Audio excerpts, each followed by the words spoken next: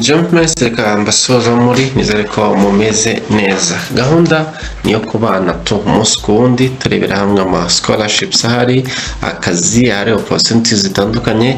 Gushimira wowe wakoze subscribe kuri CroDigitalHub. Uyu munsi reka tuvuge kuri Inter University Council for the East Africa, aho bari gutanga scholarships kuba bari muri East Africa. Urumva ni ibihugu bitandukanye, harimo u Rwanda, harimo Kenya, harimo Tanzania, harimo Uganda, harimo Burundi, hari na South Africa. Umuntu wese uri mu Rwanda ushaka kwiga muri ibyo bihugu, iyi ni scholarship wakabyaje umusaruro, kubera ko abantu bamaze iminsi banyandikira ati watubwiye uburyo iyi application irimo gukorwa. Reka rero tubacire ku mayange cyangwa se tubereke uburyo ushobora kwikorera iyi application. Gahunda yacu ni akazi, ni scholarship, ni opportunities yose ishobora kuguhindura ubuzima, ni opportunities zose zishobora kugira aho zikuvana aho zikugeza. Icyo usabwa wowe ni kugerageza ibyo twereka, akazi tuguha, amaposta agiye atandukanye yose ukabyaza umusaruro. Aho ubona ufitinga naho ukahapulayinga, kubera ko amahirwe azaza agusanga, ahubwo bizasaba kuyasanga. Kandi ntugende udakoze subscribe, kubera ko ni inkunga ikomeye uzaba duteye. Iyi ni CroDigitalHub kandi ntujye kure.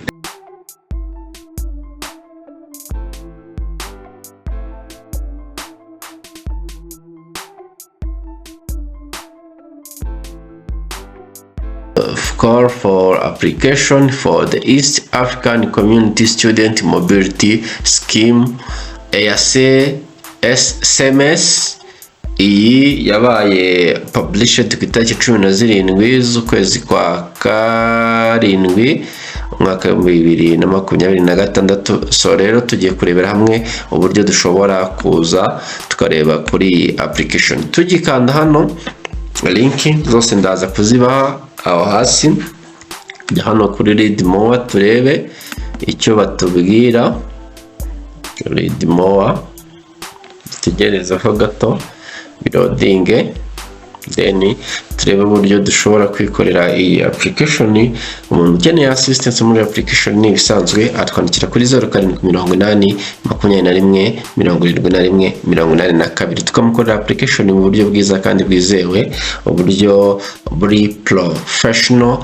Yaba ukeneye document zo kugufasha muri application, ubwo na academic documents kuzitunganya neza rwose uratwandikira. So tukimara gukanda kuri more tubona ko iyi ni cohort ya gatatu. Urumva ko iyi ni intake ya 2026-2027 study across East Africa on full mobility scholarships. Murumva ko ni full scholarships izajya ibaha buri kintu cyose, niyo mpamvu usabwa gukora iki ku applying. The University Council of East African University invite qualified nationals of East African Community Partner states to apply for 197 slots diploma, bachelor, masters and PhD scholarship across 28 partners universities in 6 EAC countries. Dufite branch, dufite turaza kubona amakaminuza 28 ari mu bihugu bingahe, mu bihugu bitandatu. So reka turebe hano handitse ngo start application. Tuba tugiye gutangira gukora application. Deadline murabona ko ari ku itariki 20 z'ukwezi kwa 8. Deadline ku itariki 20 z'ukwezi kwa 8. Cohort muri kuyibona ni 2026-2027 regional muri EAC partner states. Then reka tukigire hano kuri start application. We click here on start application, ndeho turebe. So iyo tukigera hano badusaba personal information zisanzwe ziri easy komana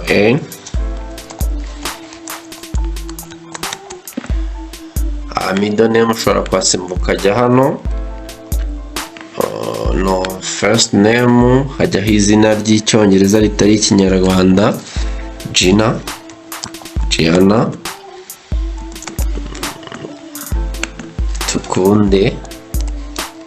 Tukunde, Gianna.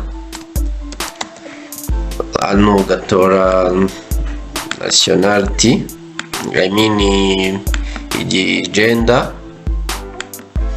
nationality, aho uri kwa applyinga uri, igihugu cyawe ni Rwanda. Then here shyiramo itariki wavutseho, you click here, then you click here. For example, reka twivugire ko yavutse muri 2000 na kangahe, reka turebe muri 2000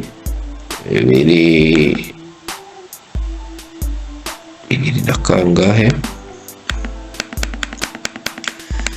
twisabe twigere muri 2000 igihe umuntu yavukiye 2004 yaba ari hafi. Reka turebe dushyiraho ryari 2000, reka dushyira muri 2002 itariki 5 singo, tubare ko ari singo. Igihugu avukamo nabwo ni Rwanda. Impamvu bino bintu bitandukanye, hari nationality ushobora kuba waravukiye mu gihugu mu Rwanda ariko utahatuye uka-applying. So rero aba ni abantu babiri baba batandukanye, kuba waravukiye mu gihugu uka-applyinga no kuba utuye mu gihugu utarahavukiye. So rero hano ushobora kuba uri nationality waravukiye mu Rwanda ariko uri gukora ino application uri muri Amerika cyangwa uri muri Uganda. So rero aho utuye rero niyo country of residence, aho utuye ubu ngubu. Okay, so physical address ni aho uri ubu ngubu, umurenge, akagari, ibintu byose.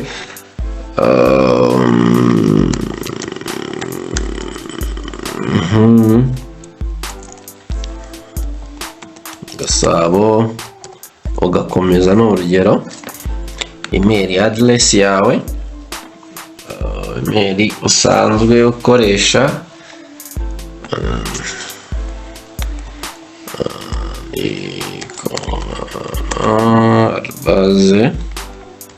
arbaze gmail.com, ugashyiramo indangamuntu yawe aha ngaha.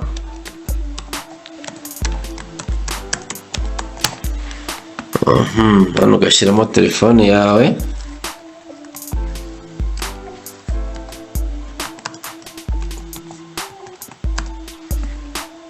then twanyine tugakanda kuri continue. Iyo dukanze kuri continue duhitamo faculty programs turi kwandika, turi kudepozaho. Izo programs turi kudepozaho, turabanza tukaza tugatora level turi ku applyinga, tukaba-applying ku level ya masters igihugu utuyemo. Nationality yawe ntabwo ishobora kuba first choice yawe, nk'ubu ushize hano ku Rwanda ntabwo byakunda.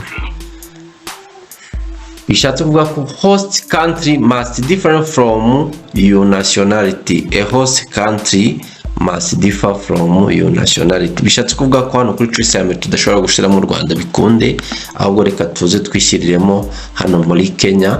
Nidushyiramo Kenya turaza dutore hano muri kaminuza zihari zo muri Kenya ziri hano, harimo Jaramogi Odinga University, hakazamo KCA University, Kenyatta University, Kibali University, Laikiba. Muri kuzibona izo zose ni kaminuza zihari. Reka tuze twitangire kuri Kenyatta University, then here we come tukareba masters dushaka. For example, reka nitorere Masters of Regional Integration. I click here, then intake ni ya September. Iyo ushaka gukomeza gutora andi ma choice ukanda hangaha, ugashyiramo izindi choice, wemereye choice eshatu. Iyi ni choice ya kabiri, nabwo ugahitamo n'urugero masters level, then we click here Tanzania, twitorera hano muri Tanzania, twitorere muri St. Jose John's University, hano dutore masters, tubare Bachelor Administration September intake, then we click here tukikandira kuri continue.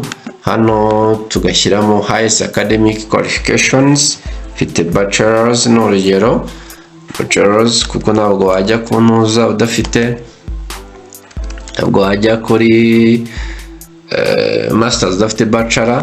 Mara bachelor then ukajya igihe watangiriye kaminuza 2002 kugera hano 2005 n'urugero. Hano bakubaza ngo uracyabana n'ababyeyi cyangwa se uribana, dependent or independent. Reka nshyira hano ko ndi employed nkaba na married n'urugero, cyangwa ngashyira hano kuri independent ko depend on parents or guardians for financial supports. Then click here for continue. Then hano bari kutubaza working experience, ahantu wagiye ukora ugashyiramo aho wakoze, igihe watangiriye n'igihe ugihari, position wari ufite. For example hano wari teacher, for example teacher,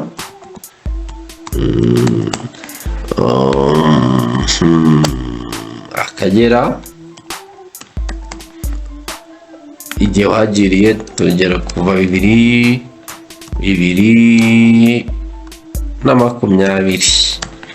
Responsibilities wari ufite ukazandika hano, wakeneye kongeraho ama experience yose ufite yongereyeho bihita biza, muri kuyibona. Then ukanda kuri continue, ugashyiramo next kin, no someone who can provide information about you and locate you if you can reach you directly. Uyu ni umuntu w'ingenzi bashobora kwifashisha mu gihe habaye ikibazo aho uri kwiga, n'urugero baguhaye scholarship cyangwa se bagukeneyeho amakuru, bakaba bamuhamagara bakamubaza. Umara kumushyiramo amazina ye, icyo mufana n'urugero brother, telefone ye 07 kwishyiramo, just this format is not allowed. Address, email kwishyiramo,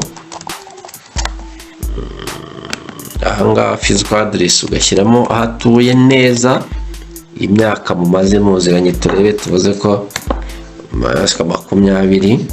Then ugakurikizaho, wangiza ukatacinga file zawe, ukatacinga letter of motivations, warangiza ukapplyinga up to date and signed curriculum vitae, ugashyiramo CV yawe, ugashyiramo certificate, copies of all academic certificate and transcript, evidence of nationality, izi zose document. Warangiza ugakanda kuri continue, maze kuzishyiramo, wamara kuzishyira ukanda kuri continue, then ugakanda submit. Nango rero iyi scholarship nuko ibintu byayo bimeze, kandi ndatekereza ko byaza umusaruro aya mahirwe tubahereza, kubera ko nta handi aya mahirwe muzayasanga usibye hano kuri CroDigital, nta handi. Rero kora subscribe niba ugeze amasaha ukiri kuri ino video, ibindi byose rwose tuba turi kumwe amasaha ku yandi.